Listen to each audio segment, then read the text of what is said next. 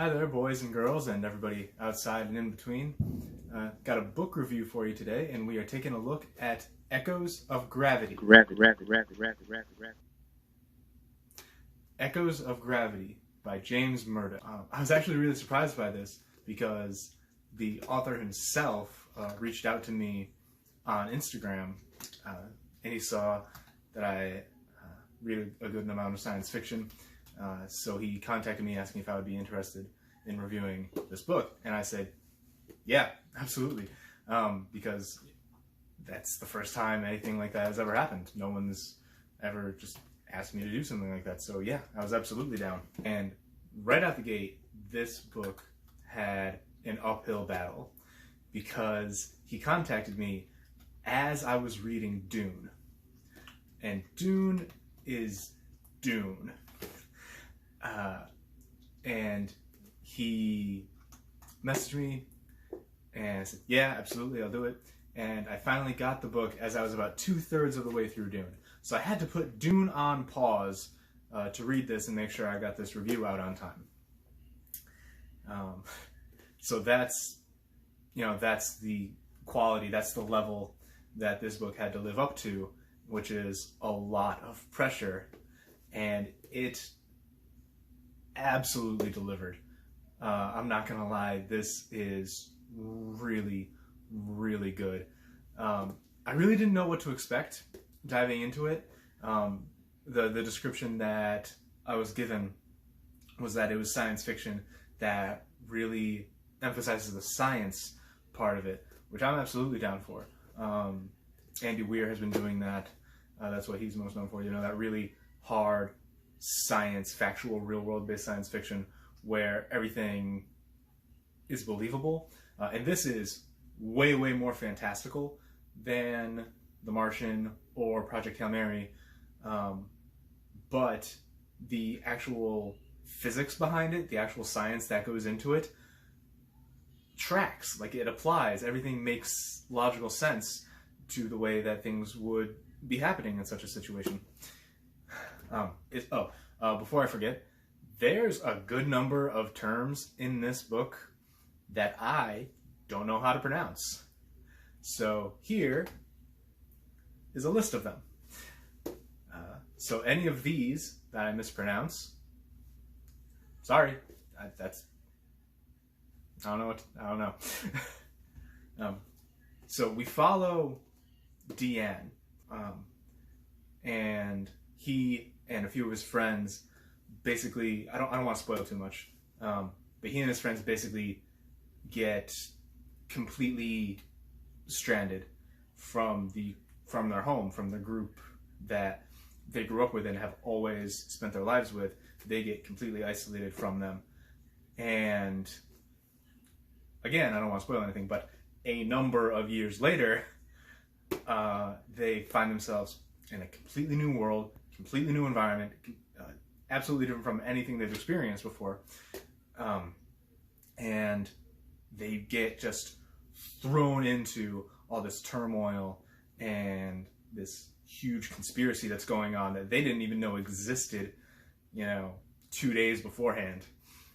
So Deanne really gets thrown feet first into this thing, and you have to watch him as he's struggling and adapting, and he's trying to help his friends. He's trying to be a good friend and stay loyal, but he's being pulled in so many different directions that that's difficult for him to do.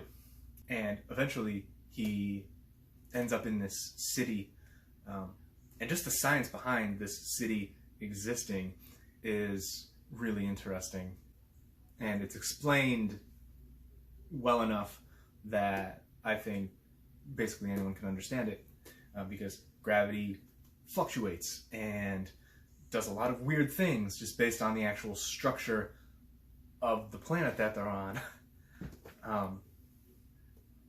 So I went into this, knowing to expect science fiction, knowing to expect aliens and strange planets and strange creatures and technology that we can comprehend, but we can't actually, physically make. We just don't have it. And I got all of that, but what I was not expecting was political intrigue and warring factions and creatures that have special abilities. Was not expecting that, and loved it. Absolutely loved it. So you go into this knowing that it's the first part of a trilogy. Here's another word I don't know how to pronounce. The Tapash's Promise trilogy. Tapash? I said Tapash as I was reading it, but as I'm saying it out loud, it doesn't sound good. So you go into this knowing that this is book one of that trilogy. It also takes place in the Wanderer universe, where most of James Murdo's writing takes place. And so you know that going in. And it doesn't, I'll tell you right now, it does not finish a story. Like, this by itself is good. It's really good. I'm not trying to steer anybody away from it, but it's not a complete story, and you can tell at the end that there's definitely more coming. And again, you know that going in, so it's not really an issue. But it did what I think it needed to do, which was sell me on the rest of the story. It interested me in what else is going to happen. I am very excited to see where this trilogy is going, and actually, I'm not gonna lie, I enjoyed this so much that I'm going to try to get my hands on the rest of what he's written that takes place in the Wanderers universe, because it's so well thought out. It's so well constructed. As I was reading this, I could clearly picture not only the people who were interacting and what was going on at the time, but also the greater planet surrounding them, the galaxy surrounding that, the bigger universe surrounding that. So much of the story is dedicated into building this world, and you can live in it. You can vividly see what's going on and how things interact with each other. And he does such a good job of explaining the science behind it that it's believable. It's very easy to believe that this fictional story is happening. So with that said, I definitely got more than I was expecting out of this book, even though, again, it's not a complete story. I'm still very satisfied, and I'm excited to see what else happens. I want to know what happens with these characters. I want to know what else is happening in the universe, because it's made clear that there's a whole lot of stuff happening in other parts of the universe that we don't see in here. But it's so well written that I want to know.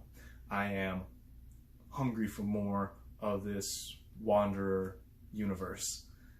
And also just for the rest of this trilogy. So as soon as that comes out, I'm going to be picking it up.